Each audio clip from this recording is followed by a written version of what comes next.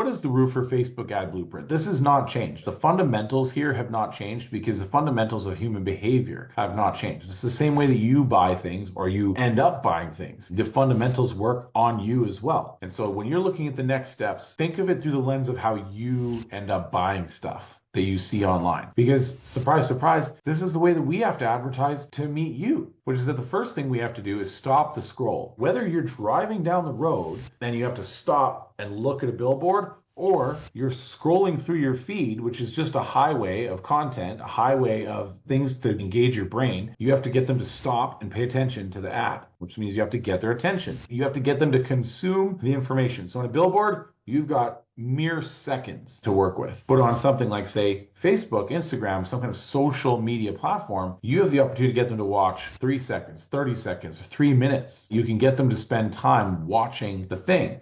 The goal and the power of something like Facebook is that you can become known to your audience. They will have what's called brand recall lift. So you will lift the consumer's ability to recall your brand when asked about it. If you've ever been on YouTube or Facebook and before you played a video, it popped up a question that said, like, do you remember these brands? Or if you were considering something, you would maybe decide between one of these 3 brands. And you click something on the screen. What they're doing is they're measuring brand recall lift. They know which ads you've seen and they're trying to say, hey, this particular ad seems to be outperforming, or the client has put a lot of budget towards this ad. Let's find a couple of similar businesses and let's put them on a questionnaire and see if the person remembered and is possibly considering this brand for a solution. So the goal here is that you become known and therefore you build an audience of people that not only would recall your brand, but would be more likely to engage with an ad if they're given the opportunity again. Then the act of retargeting,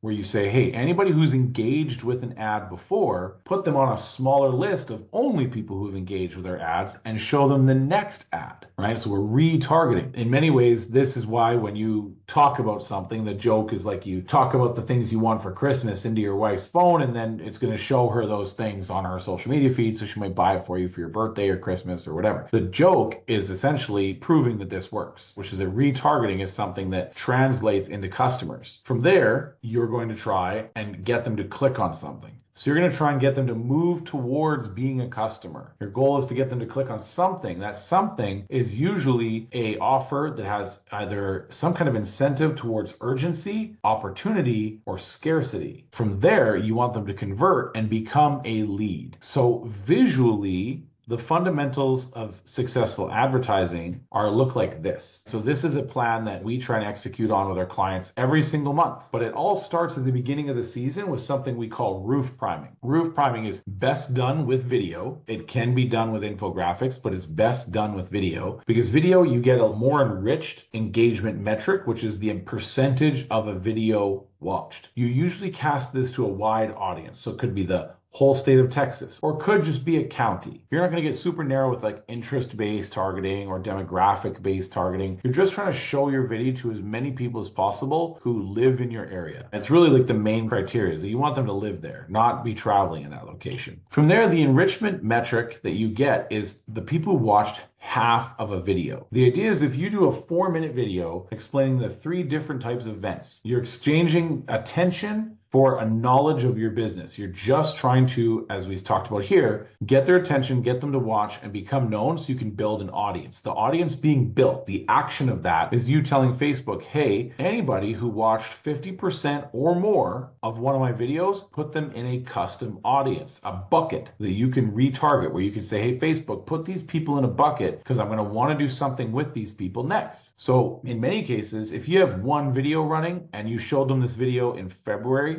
when you're trying to target them in April, it doesn't work. So January, February is really about building up your audience and building up your content, getting a lot of videos made. This is where you're generating a lot of video or content of some kind. As soon as they fall into this bucket, you want to be showing them your early discount ads. So the idea is that you've built up an audience, but it needs to be recent, relevant, and they need to remember it. So you're going to get some leads from this first ad because it's opportunity, urgency, and scarcity. You can only offer this while supply buys last. There's urgency, which is that you need them to do it now. This ad will be shut off as soon as that's done. So you should be urgent in converting on this ad. And so you have scarcity, urgency, and it's an opportunity. It's an opportunity to save money. It is the best, simple, straightforward offer. There's a price you're going to pay. The best time to buy is now. Most people delay this decision. They put it off and they pay more. Don't do that. Convert on this ad. So you're going to get some leads. And so you're going to have yeses and nos, people who convert and people who don't. When they do convert, great, you got a lead. But when they don't convert, you need to have a plan. This is another custom audience, another bucket. And so this early season discount landing page visits with no opt-in. So they did not choose to convert. This becomes your new target. So before, you only had this bucket to target, or the wide audience. So you have a wide audience, which is everyone. You have a smaller bucket, which is 50% video views. And then you have the smaller bucket, which is these people who visited your landing page but did not opt in. What benefit or pain point do we need to solve that makes them interested? So this is something like education. So we could say, okay, how to choose the right contractor for your project. This was one infographic that we ran. Now, if that's the offer, then there's assets that you're going to need. You got to get your assets together. So the assets you want to get are like an offer of value, some kind of concept. What are you going to be offering this month? You want some kind of blog post explaining the value. You want some written content. This is good for your SEO, but it's also good for your conversion rate optimization. You want to have some piece of content that explains the value. Then that blog post informs the design of the infographic, because the designer needs to know what to design. They need to know the thought process that it needs to guide people through visually. This is where the infographic makes it easier to understand. Then you'll need a landing page to make that is specific to the offer. The offer could be to download a PDF of how to choose a contractor, or it could be a PDF on the different types of events to consider when buying a roof. Then when they click and convert on the landing page, they have to go somewhere, a thank you page. This is a great way to mark that conversion. There's other ways to do it, but there has to be something that confirms the offer was collected. And then you want some kind of automatic email that sends a way to redeem the offer, something that they can hold on to, that's tangible, that they can use to say, hey, I had this offer. In that, you have to make sure that the terms and conditions of the offer are clear so that the customer understands what exactly they're getting. And then you want ad thumbnails based on the infographic that are sized for every platform. So I want to jump into what that looks like. So if the campaign was to get Cedar Roof leads in the neighborhood of Wedgwood, well, then all of your thumbnails have to fit for all the different ad sizes. So there's going to be Facebook ads, there's going to be Google display, there's going to be the marketplace. Now, where that goes is usually to a page on your site that has the ability to view or download your infographic.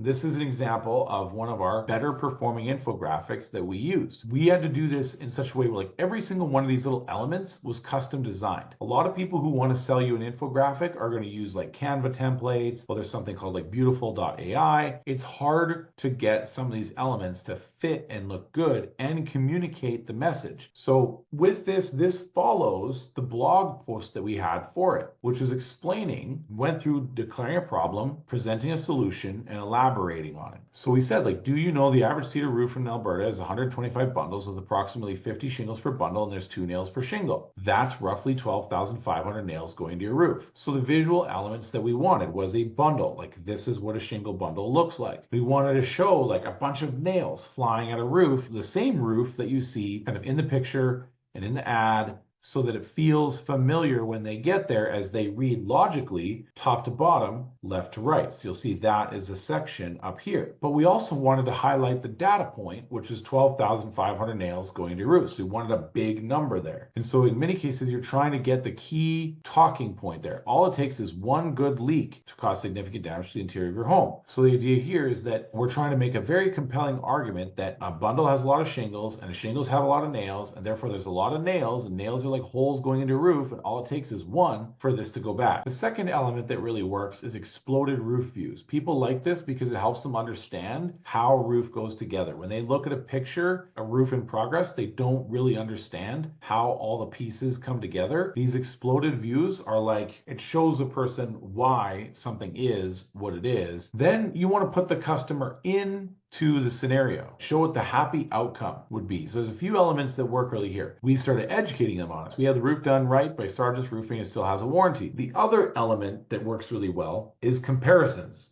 Visual comparisons, like the this versus this. So these elements work really good because it kind of shows everybody the things that they need to consider to make a good decision.